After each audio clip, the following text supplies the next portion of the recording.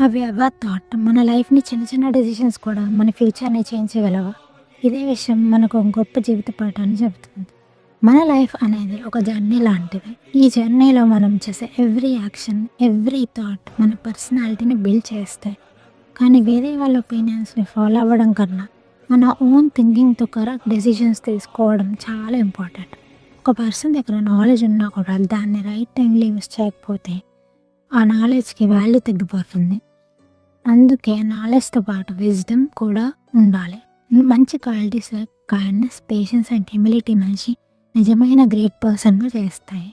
లైఫ్‌లో ప్రాబ్లమ్స్ వస్తాయి. బట్ ప్రాబ్లమ్స్‌ని చూసి ఫియర్ అవ్వకూడదు.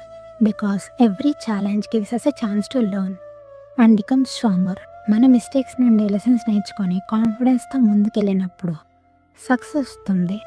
మన వరల్డ్‌ని చేంజ్ చేయాలంటే ఫస్ట్ మన థాట్స్‌ని చేంజ్ చేసుకోవాలి.